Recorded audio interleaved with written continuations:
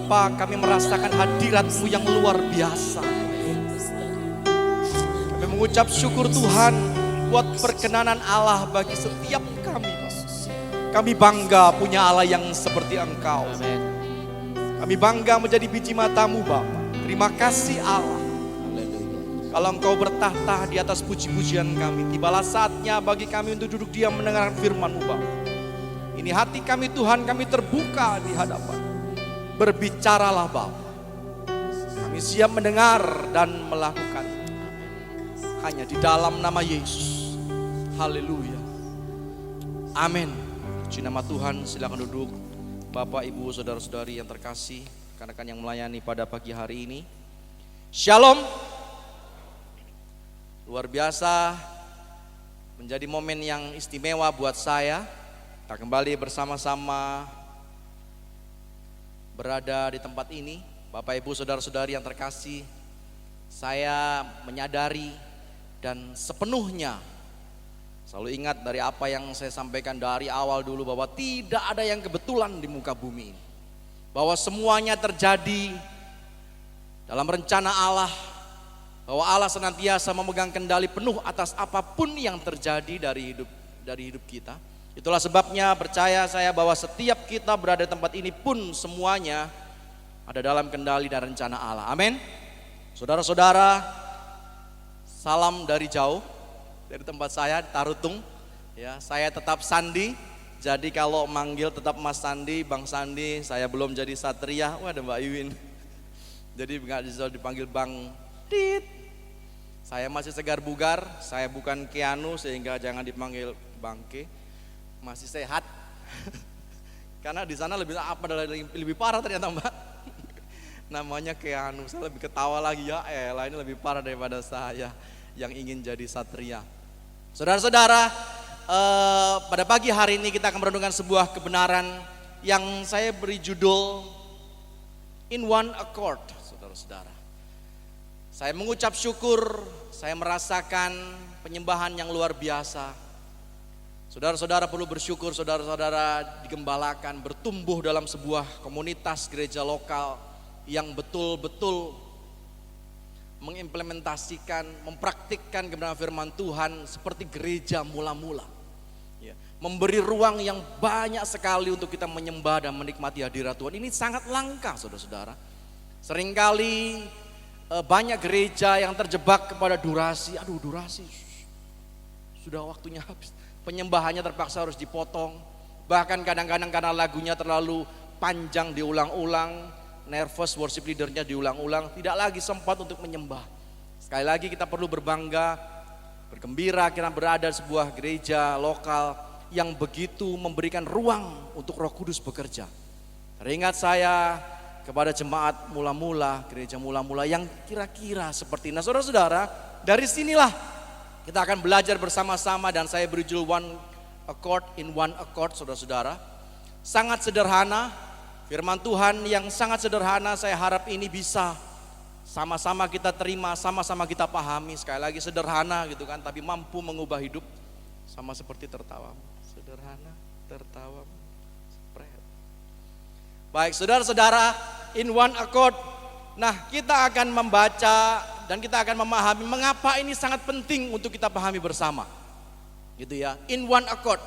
Saudara, saya tergelitik seperti biasa dengan tulisan-tulisan yang mungkin kesalahannya kecil, tapi pengaruhnya bisa besar sekali. Ya, memahami sedikit salah sedikit, itulah sebabnya dosa itu meleset dari sasaran atau ditetapkan titik. Nanti sore Bapak Ibu kalau tidak ada kegiatan silakan datang, saya akan berikan sebuah gambaran betapa pentingnya pas titik. Ya, sedikit berbeda, ada modifikasi sedikit untuk nanti sore. Sehingga sekali lagi saya mengundang Bapak Ibu yang tidak ada kegiatan, mari kita bersama-sama datang lagi nanti sore, kita pelajari. Ada lagi yang lebih penting. Kenapa kok dikatakan dosa itu meleset dari sasaran? Sedikit saja bisa jauh bedanya gitu kan. Sama dengan halnya, coba next. Ya, ini ada rombongan saudara-saudara. Salahnya sedikit memang, salah meletakkan P diganti B gitu kan. Tapi buat saya yang di belakangnya jadi terpingkal-pingkal kalau saya ada di belakangnya, karena ini adalah rombongan mempelai wanita. Bukan mempelai wanita. Sehingga yang berencana mau menikah pastikan dulu tulisannya betul, minimal ini yang seperti ini, terlewatkan mungkin oleh tim panitia kecilnya, tapi menjadi bahan joke seumur hidupnya mungkin. Itu yang di mobilnya adalah rombongan mempelai, bukan mempelai wanita, tapi rombongan mempelai wanita. Sekali lagi Bapak Ibu, saya selalu bermain dengan hal-hal yang detail. Itulah sebabnya titik koma menjadi bagian yang penting. Dan ini menjadi tugas berat buat saya ketika di Tarutung berhadapan dengan mahasiswa-mahasiswi yang kosakatanya mohon maaf amburadul, subjek predikat objek keterangannya enggak karu-karuan. Gitu ya. Nah, Bapak Ibu yang pernah tinggal di sana atau yang berencana tinggal di sana nanti akan berjumpa dan berhadapan dengan hal yang sama, masalah yang sama. Susah memahami bagaimana mereka berbicara, meletakkan contoh, apakah kamu pulang, apakah kamu pulang, yang mau pulangnya kamu, yang mau pulang. Hal yang sangat sederhana, menjadi hal yang sangat penting buat kita memahami dengan tepat. Itulah sebabnya saya katakan tadi titik koma bahkan huruf satu ini menjadi sesuatu yang penting. Nah, mari kita belajar di dalam Kisah Para Rasul pasal yang pertama ayat 14. Kisah Para Rasul pasal yang pertama ayat 14, sedikit saya singgung bagaimana peristiwa latar belakang momen Pentakosta. Ya. Mereka semua bertekun dengan sehati dalam doa bersama-sama. Saudara-saudara, saya percaya ayat-ayat ini sudah habis dibahas berulang-ulang ketika mendekati perayaan Pentakosta.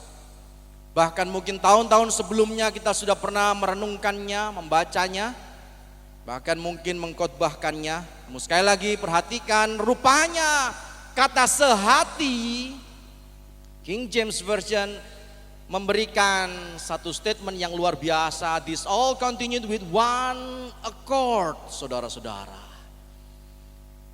Oke. Nah, saudara-saudara, sekali lagi dari sinilah kemudian saya mengambil bagian yang penting in one accord.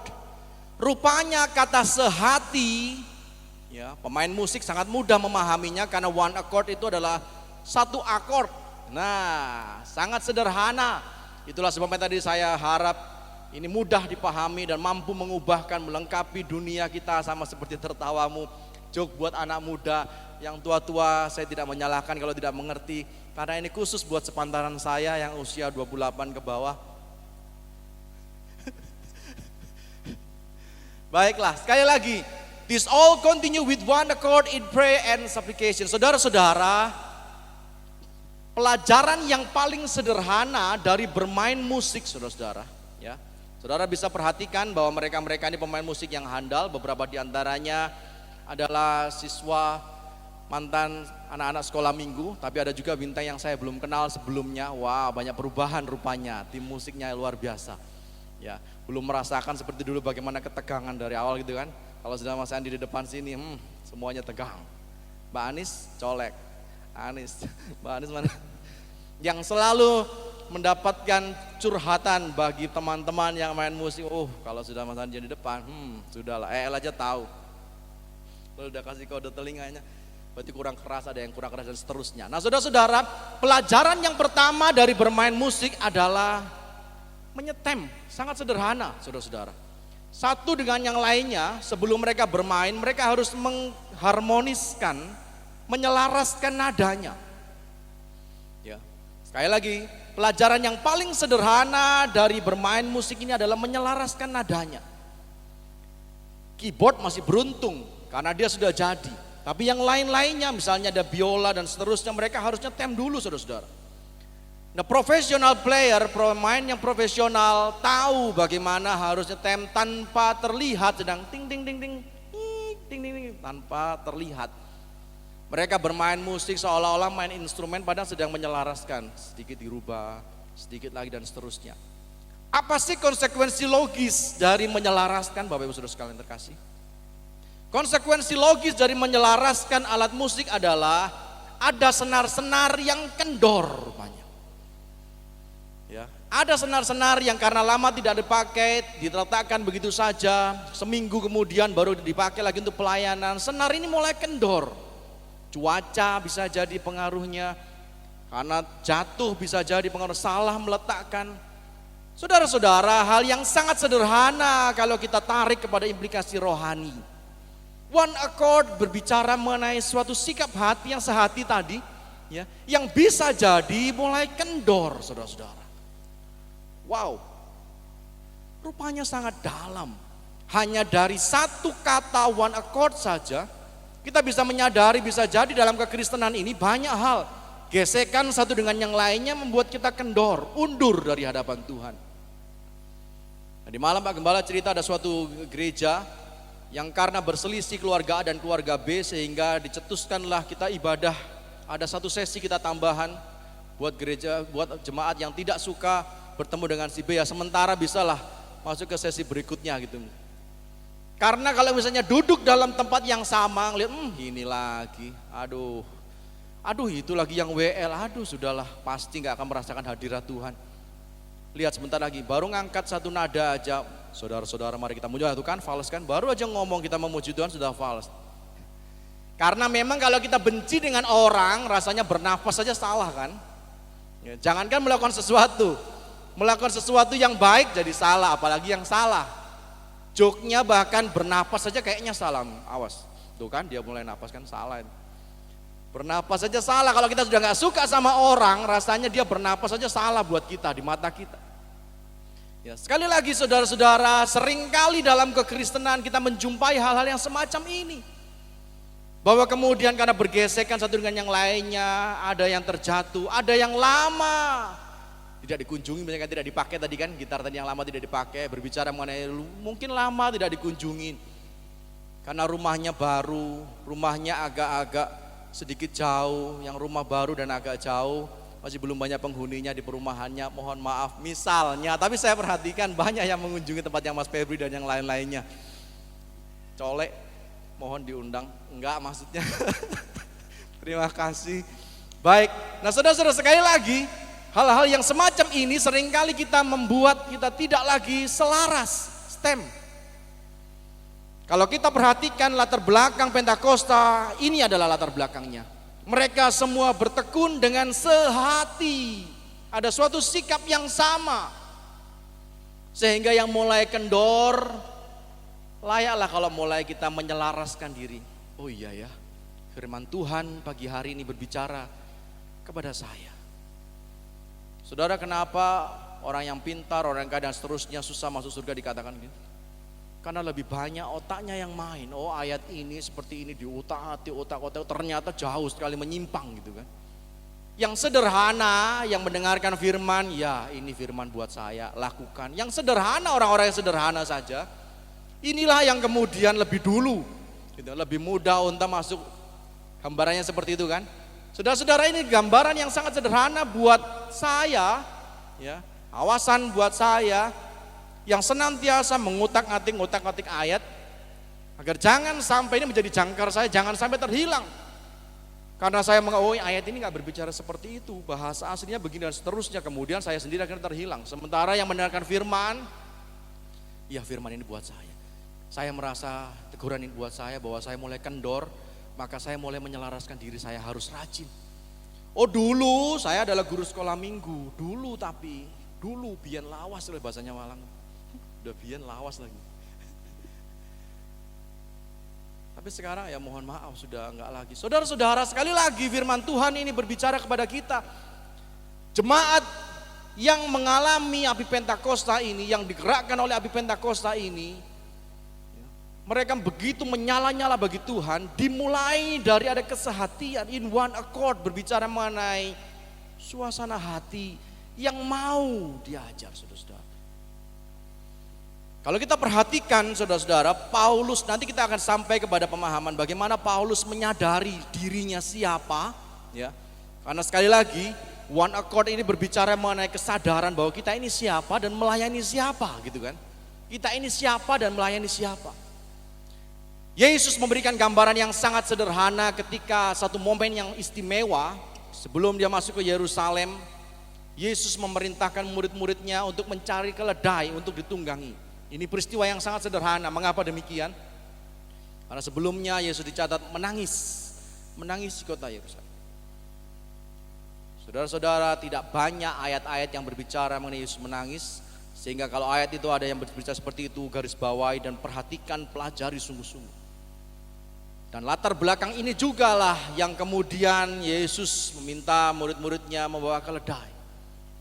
Cari keledai di kota sana, keledai yang bagaimana? Keledai yang muda, tertambat dan belum ditunggangi.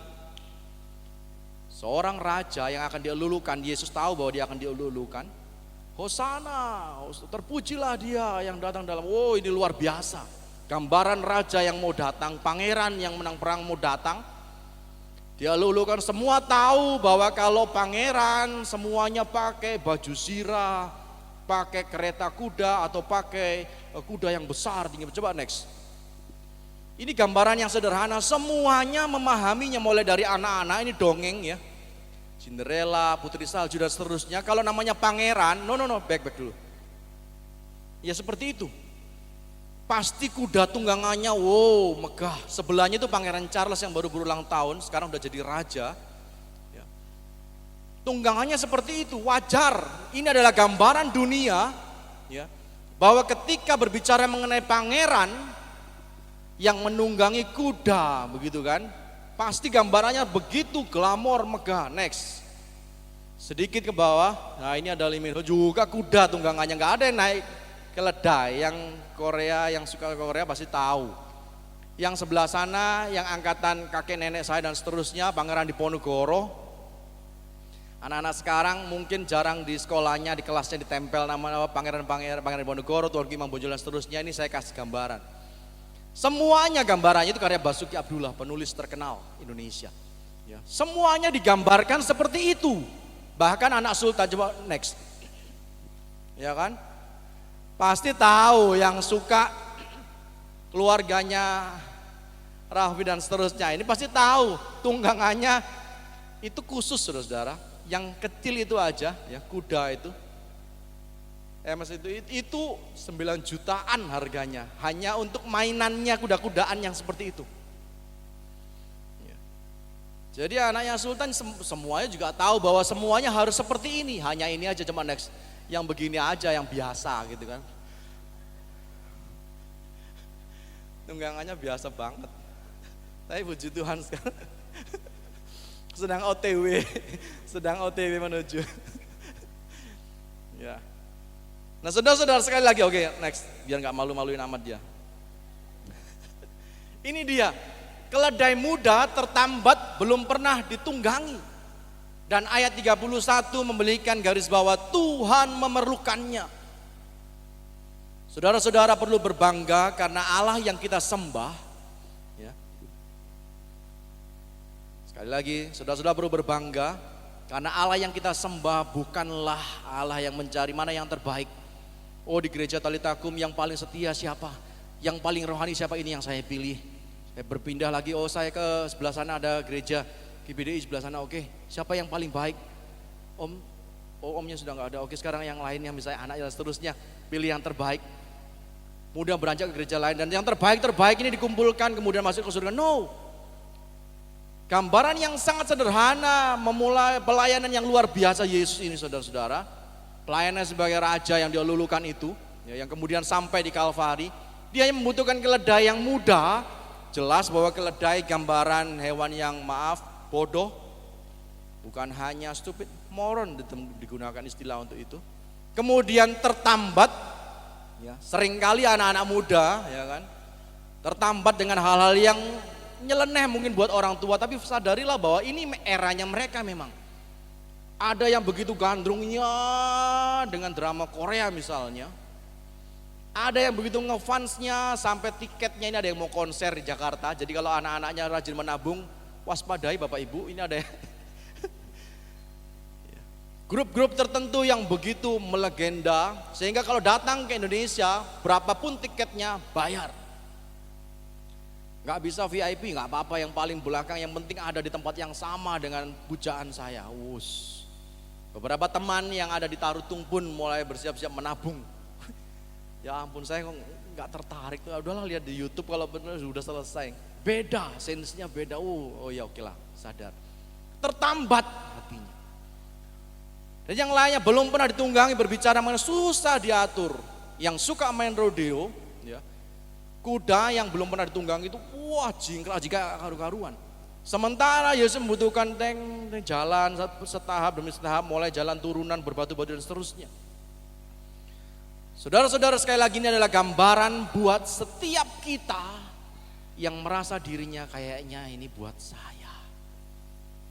Saya nggak bisa apa-apa. Bahkan mungkin bagi dunia saya dianggap bodoh. Saya susah diatur mungkin. Saudara-saudara, firman Tuhan ini datang kepada setiap kita.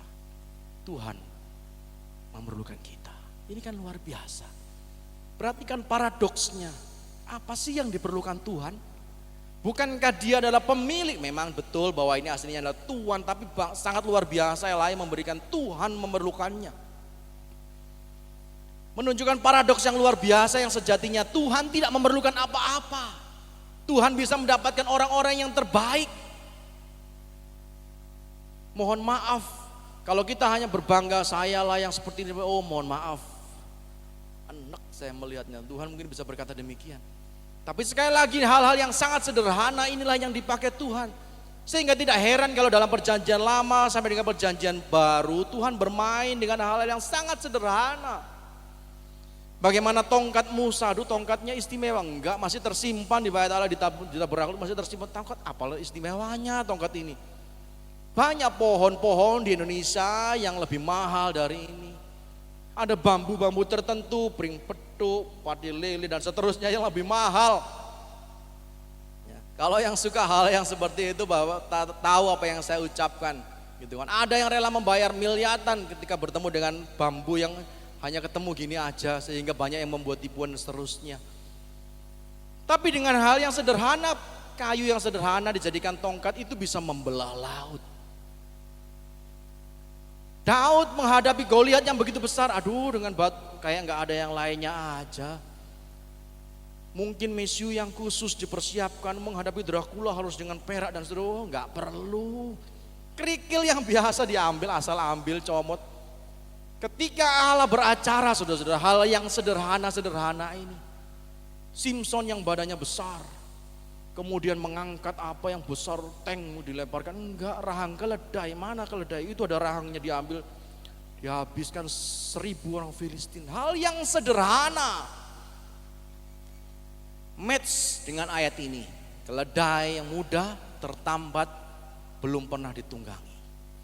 Sekali lagi saudara-saudara, api Pentakosta itu menyambar kepada mereka semua yang one accord, mereka yang sehati, memiliki sikap hati yang benar.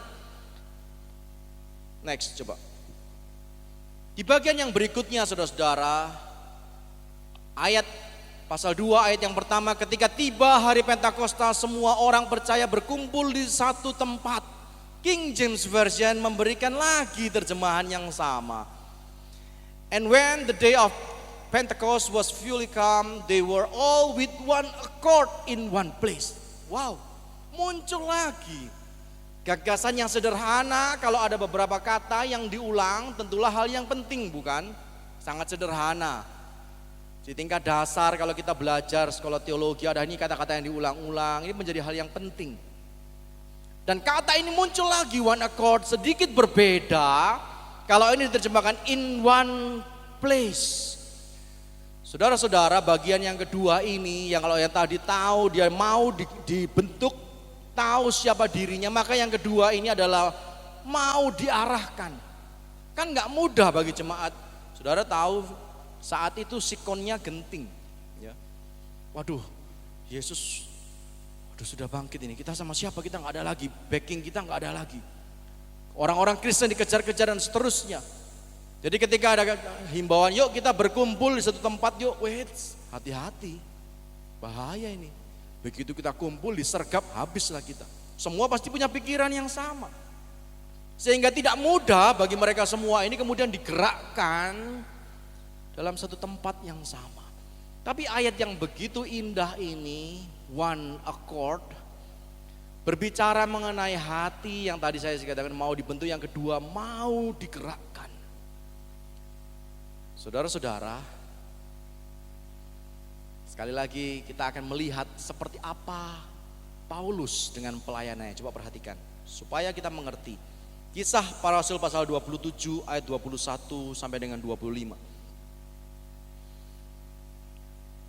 Dan karena mereka beberapa lamanya tidak makan, berdirilah Paulus di tengah-tengah mereka dan berkata, saudara-saudara, jika sekiranya nasihatku dituruti, ingat Paulus sebelumnya sudah menasihati, supaya kita jangan berlayar dari kereta, kita pasti terpelihara dari kesukaran dan kerugian ini. Tetapi sekarang juga dalam kesukaran ini aku menasihatkan kamu, supaya kamu tetap bertabah hati, sebab tidak seorang pun di antara kamu yang akan binasa, kecuali kapal ini.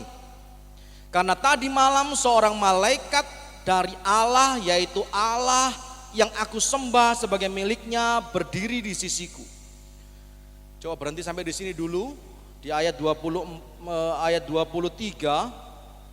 Ya, oke, kemudian di slide saya, New English Translation memberikan terjemahan, for last night an angel of the God to whom I belong and whom I serve. Saudara-saudara, Paulus mengerti yang diterjemahkan oleh ayat tadi. Sebenarnya ada dua statement yang berbeda. Allah yang mana aku ini adalah miliknya, whom I belong, dan Allah yang kepadanya aku melayani. Wow. Paulus berangkat dari gagasan bahwa saya mengerti siapa pemilik saya. Sekali lagi, Paulus mengerti gagasan bahwa siapa yang memiliki saya, yaitu Dia, Allah yang Maha Tinggi. Dan dilanjutkan dengan Paulus mengerti siapa yang Dia layani, saudara-saudara. Yesus memberikan awasan ketika peristiwa menyembuhkan 10 orang kusta, ya, peristiwa yang sangat menarik. Karena 10 orang kusta ini berdiri jauh-jauh dan berteriak, dari jauh mereka berteriak. Mereka orang-orang yang tahu etika. Orang yang sakit kusta tidak boleh dekat. Ya, sekali lagi, orang yang sakit kusta tidak boleh dekat dengan mereka-mereka yang tahir, mereka-mereka yang sehat. Bahkan berjalan pun harus teriak, harus pakai ornamen tertentu, segala macam supaya tahu bahwa ada orang kusta mau lewat. Dari jauh mereka berteriak-teriak. Dan ketika disembuhkan, Alkitab mencatat berapa orang yang datang? 1. Yesus ngomong, kemana yang lainnya? Masa hanya 1 orang ini yang tahu berterima kasih kasarannya. Saudara-saudara, banyak orang Kristen yang sangat disayangkan, ya, sudah ditolong oleh Tuhan.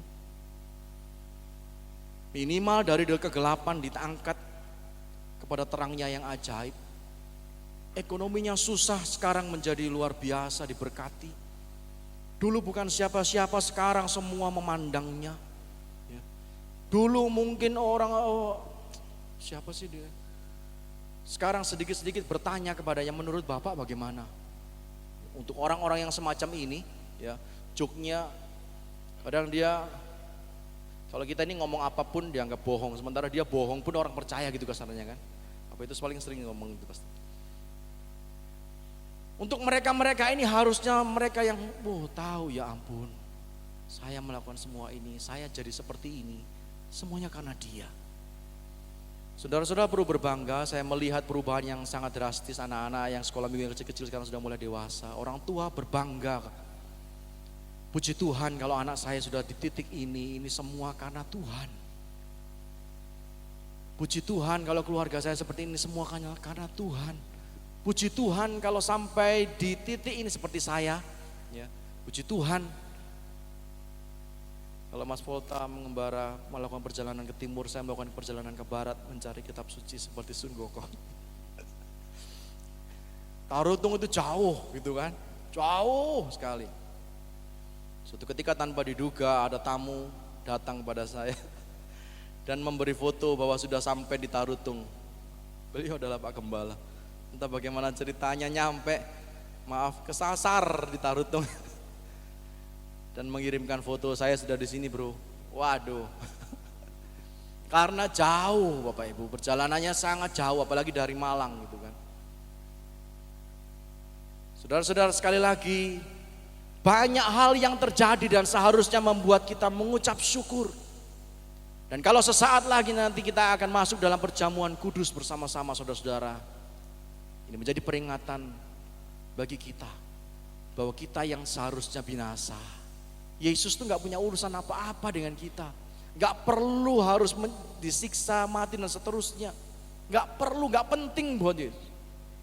Tapi karena kasihnya yang luar biasa itu menjadi sesuatu yang sangat penting.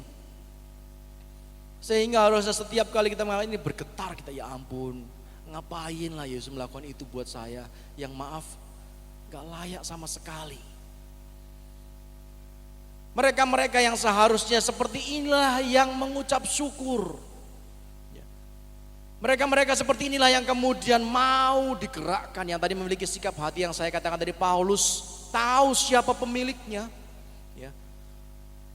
Digunakan istilah whom I belong, dan tahu kepada siapa saya melayani. Saudara-saudara, sekali lagi, tidak ada pemimpin di dunia ini, saya garis bawahi, tidak ada pemimpin di dunia ini yang membuka lowongan untuk yang maaf, yang paling bodoh, dibuka lowongan pas pampres syarat boleh tinggal kelas. Badannya sakit-sakitan oke, gak apa-apa, gak ada. Segila pemimpin negara apapun misalnya di Korea Utara dan seterusnya, gak mungkin dia akan pilih yang seperti itu. Semua adalah yang terbaik di angkatan, di TNI semua matra yang terbaik dipilih semua jadi pas pampres. Perusahaan-perusahaan besar, bonafit, yang menduduki posisi-posisi strategis di perusahaan tersebut adalah orang-orang yang karirnya cemerlang. Mohon maaf, hanya Yesus yang mengizinkan orang yang gak layak, yang sakit-sakitan, yang senantiasa menyakiti hatinya, menduduki pelayanan-pelayanan yang penting, melayani raja di atas segala raja. Saudara-saudara, sekali lagi kita perlu berbangga untuk hal ini. Dan kalau kita sia-siakan begitu saja, mohon maaf, Yesus berkata, yang mana tadi yang 9? Hanya satu ini yang datang kemudian berterima kasih, mengucap syukur dan memuji Tuhan. Orang asing lagi dikatakan. Saya percaya mendengar firman Tuhan ini, Roh Kudus mulai menggerakkan, ya ampun, harusnya saya datang bersyukur, harusnya saya yang berapi-api. Pak Gembala, ada pelayanan apa yang bisa saya lakukan? Oh sudah ada, semuanya sudah penuh, pasti masih ada, gak mungkin gak. Kalau ada yang jemaat yang seperti ini luar biasa gitu kan. Datang kepada jemaatnya, pelayanan apa yang bisa dilakukan? Oh semua pos pelayanan sudah penuh, gak mungkin, pasti masih ada pelayanan buat saya. Bukan sebaliknya kemudian yang datang, ayo Pak, Bu mau melayani ya, ini ada yang kosong, ini malah gak ada peminatnya ini. Ini seksi kematian biasanya gak ada peminatnya. Siapa yang mau tengah malam ditelepon, Pak ini ada yang meninggal, ada yang kedukaan, kemudian siapkan, mulai merangkai peti dan seterusnya, menghubungi kuburan.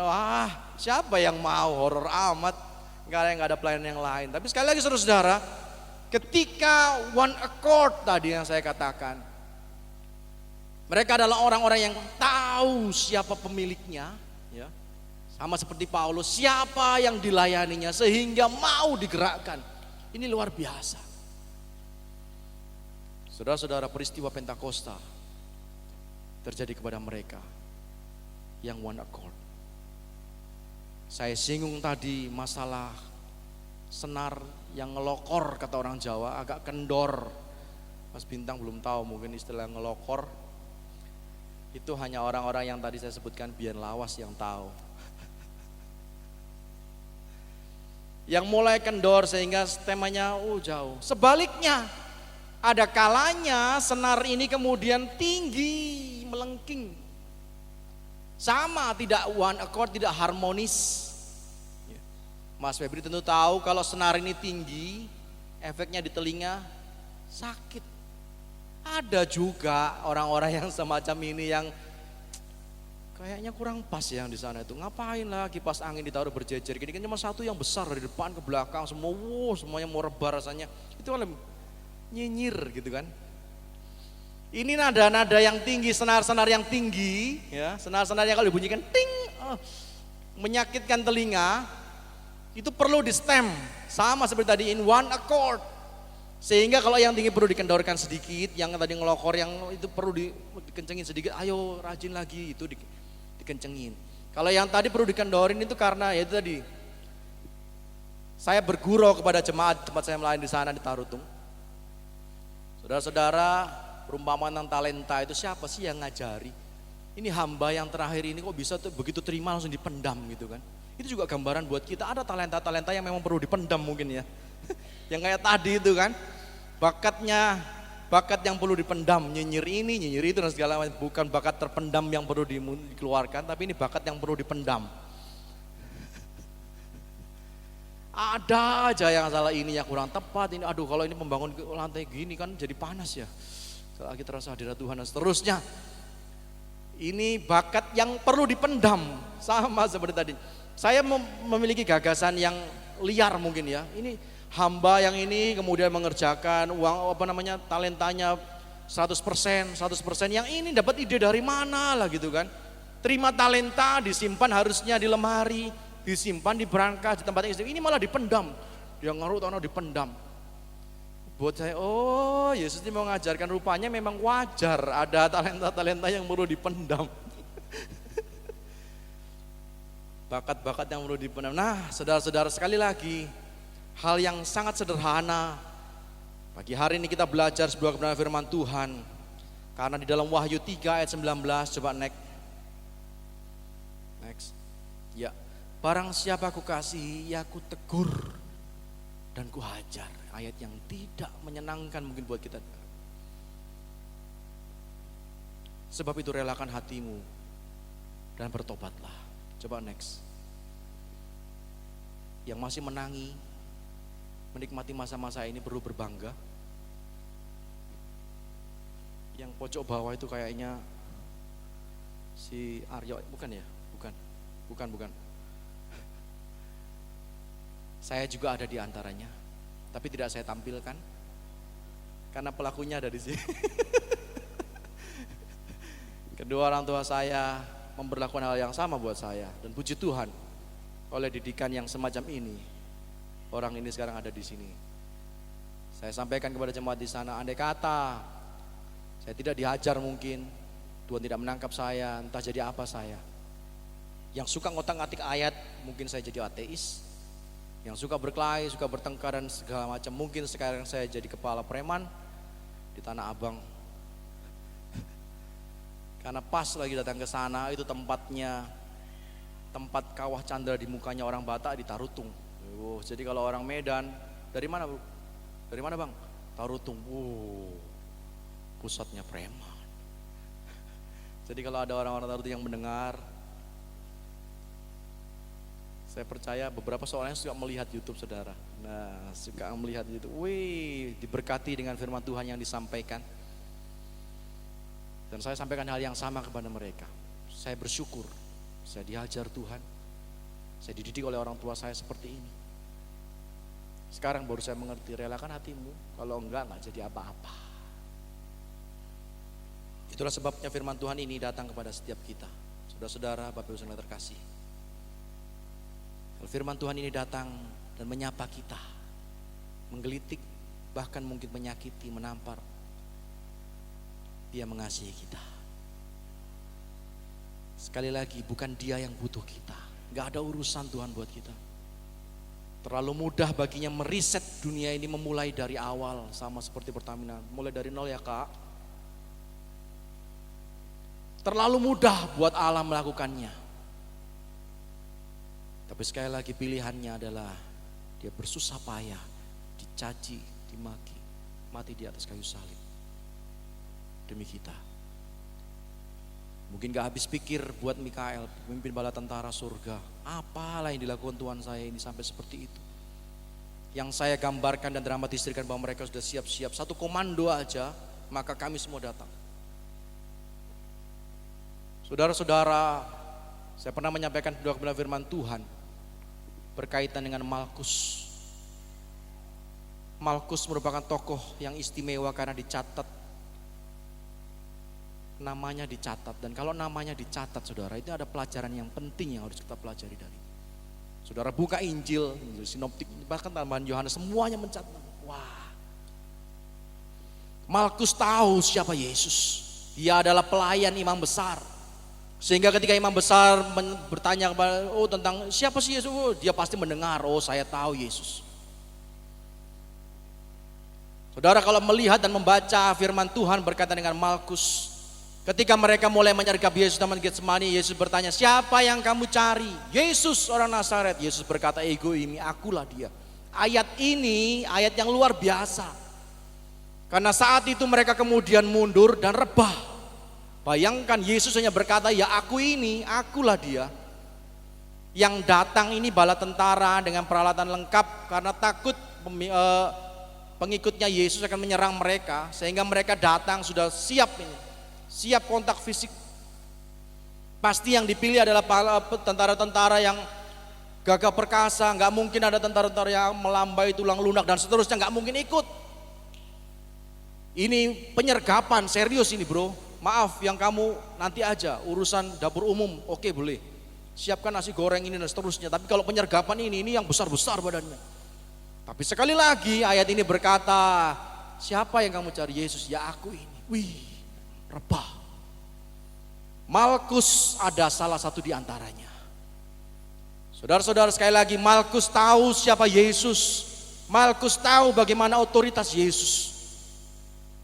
Yesus berkata kemudian, karena aku yang kamu cari, ini anak buahku lepasin ya. Kan aku yang kamu cari. Wow, kayak kepemimpinan yang luar biasa. Pemimpin-pemimpin yang lain, anak buahnya yang pertama, yang kopral, yang rendah-rendah, seperti saya kopral itu dimajukan dulu. Baru yang lain-lainnya yang pangkat-pangkatnya tinggi di belakang. Yesus enggak, berdiri di depan. Karena aku yang kamu cari, ini anak buahku, lepasinnya. Gaya kepemimpinan yang luar biasa, dan Malkus melihat sendiri menjadi saksi mata dari gaya kepemimpinan Yesus. Bahkan lebih daripada itu, Malkus hampir kehilangan nyawanya dalam terjemahan saya. Ya. Petrus menghunus pedangnya dan kemudian menetapkannya. Dalam pemikiran saya tidak mungkin Petrus, mana telinganya? Oh ini telinganya. Set, nggak mungkin. Saudara-saudara menghunus pedang aja, ini sudah hukuman. Oh sudah siap, udah bunuh aja gitu karena dia sudah menghunus pedang. Maka Petrus pun pasti, udahlah sama-sama matilah kita. Nah kasarnya seperti itu. Maka dia pasti mengincar lehernya. Hanya karena Petrus adalah nelayan, gak biasa main pedang-pedangan kayak suruh gitu. Ya meleset kena telinganya. Sekali lagi Malkus adalah orang yang hampir mati, kehilangan kepalanya. Yesus dengan kasihnya nempelkan telinganya. Petrus sarungkan pedangmu. Saudara-saudara, Malkus menikmati semuanya. Dia tahu siapa Yesus, tahu gaya kepemimpinan Yesus, tahu otoritas Yesus, menikmati mujizat Yesus. Masalah baru timbul karena sejarah gereja tidak pernah mencatat nama Malkus. Saudara-saudara, orang yang tahu siapa Yesus, orang yang menikmati mujizat yang dikerjakan Yesus, orang yang tahu otoritas Yesus rupanya bisa tidak datang kepada Yesus dan terhilang. Pastikan bahwa itu bukan kita. Itulah sebabnya saya sampaikan tadi di awal, bahwa kita yang sudah menikmati kasih Allah yang luar biasa ini harusnya paling tahu berterima kasih. Paling mudah hancur hati, ya ampun harusnya saya nggak di sini. Ya ampun harusnya saya binasa. Ya ampun harusnya saya nggak mendapatkan semua yang sekarang ini saya dapatkan. Ini luar biasa, ini karena kasih dan kemurahan Tuhan. Apa yang dikerjakan oleh pemimpin rumah ibadat itu ketika anaknya mati? Dia datang kepada Yesus tersungkur. Saudara-saudara kalau sempat baca nanti sore saya akan spill agak banyak. Ketika Yesus bersama rombongan datang, ya, ini semuanya sudah menangis karena sudah mati anaknya. Wah, menangis dan meratap. Ayatnya disebutkan menangis dan meratap. Yesus katakan dia tidak mati, dia hanya tidur. Ayat berikutnya hanya selisih satu ayat, mereka tertawa. Saudara, sebelumnya mereka menangis dan meratap. Ayat setelahnya mereka tertawa. Cepat sekali berubah dari menangis dan meratap menjadi tertawa. Dan orang-orang ini ada di sekitar kita. Mungkin saudara-saudara berada di sekitar orang-orang yang senantiasa memperhatikan, yang suka kalau kita sedih, susah dan seterusnya. Sebaliknya mereka orang-orang yang sedih melihat kita senang dan senang saat melihat kita sedih. Tapi pastikan bahwa saya tidak seperti itu. Saya tahu berterima kasih kepada Tuhan. Saya tahu bahwa hidup saya ini yang saya hidupi karena Tuhan. Saya mengundang para pemain musik, singer, worship leader maju ke depan. Amin. Amin. Amin. Amin. Ora lama syandata. Saudara, kita mau masuk perjamuan kudus. Biar kita semua boleh dilayakkan untuk mengingat kembali pengorbanan Yesus. Mungkin ada yang belum menerima, ini boleh mengangkat tangan. Ada yang belum menerima roti dan anggur, boleh mengangkat tangan. Sudah menerima semua. Siapkan hati saudara. Ikut takaralaba syangkat takaralaba. Shikaralaba sandatak.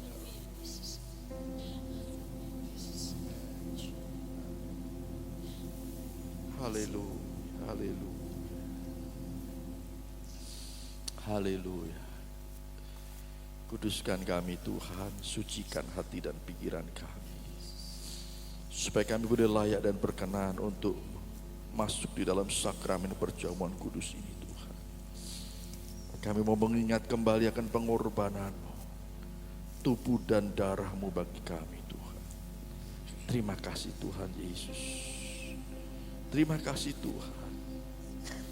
Angkat roti di tangan kanan saudara. Roti yang melambangkan tubuh Yesus.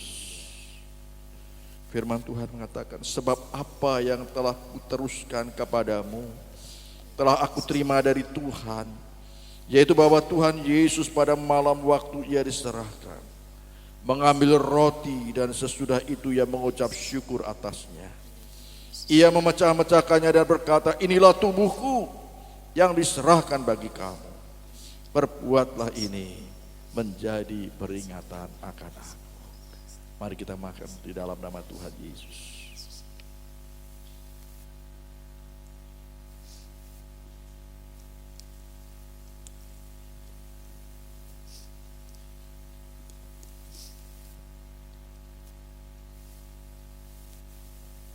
Angkat cawan di tangan kanan saudara.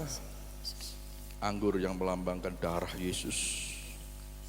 Demikian juga ia mengambil cawan sesudah makan lalu berkata, cawan ini adalah perjanjian baru yang dimeteraikan oleh darahku.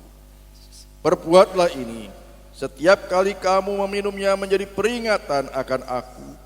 Sebab setiap kali kamu makan roti ini dan minum cawan ini, kamu memberitakan kematian Tuhan sampai ia datang. Mari kita minum di dalam nama Yesus.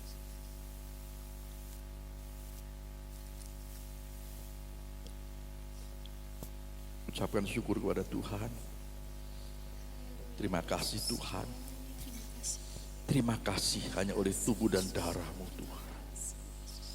Hanya oleh tubuh dan darah-Mu kami boleh dikuduskan, disucikan.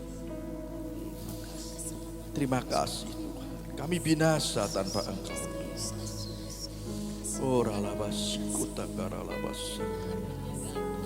Terima kasih Yesus, terima kasih Tuhan. Oh haleluya, naikkan pujian bukan dengan barang kuasa. Oh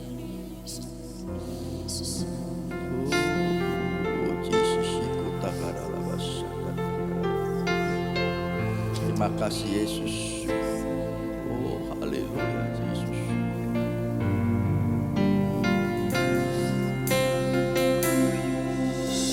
Bukan dengan barang fana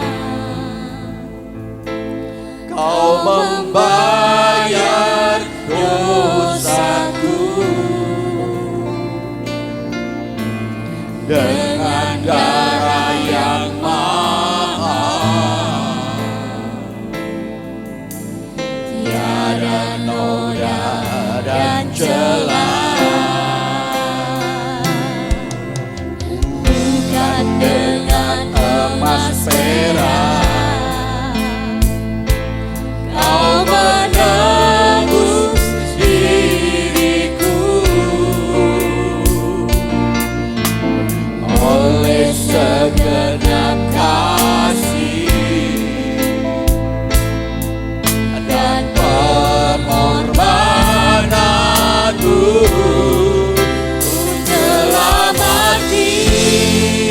naikkan pujian ini dengan sungguh-sungguh saudara. Jadi komitmen kita bersama-sama. Cara hidupku yang lama semuanya sia-sia dan tak berarti lagi. Hidup ini ku letakkan pada mesbah-Mu ya Tuhan. Jadilah padaku seperti yang Kau ingini. Oh, ku telah mati dan tinggalkan saya. Ku telah mati Amin. dan tinggalkan cara hidupku yang lama. Semuanya sia-sia dan tak berarti lagi. Hidup ini ku letakkan pada mesbah-Mu ya Tuhan. Jadilah padaku seperti yang Kau ingini. Oh, jadilah padaku. Jadilah padaku seperti yang Kau ingini. Oh, jadilah padaku. Jadilah padaku seperti yang Kau ingini. Terima kasih Tuhan Yesus. Kami percaya Tuhan, ini kami Tuhan, pakai kami Tuhan. Supaya hidup kami boleh berguna, supaya hidup kami boleh berkenan di hadapan Tuhan, memuliakan Tuhan, menjadi berkat bagi banyak orang. Terima kasih Tuhan Yesus buat hamba-Mu yang sudah Engkau pakai menyampaikan firman-Mu. Terus berkati dalam pelayanannya, berkati dalam segala apapun yang dikerjakannya, berkati keluarganya ya Tuhan. Biar terus dia boleh semakin menyala-nyala di dalam melayani Tuhan. Ajar senantiasa mengandalkan Tuhan, tetap senantiasa di dalam pimpinan dan kuasa Roh Kudus saja. Terpujilah nama-Mu Tuhan. Di dalam nama Tuhan Yesus kami sudah berdoa. Haleluya. Amin. Silakan duduk. Tuhan Yesus berkati.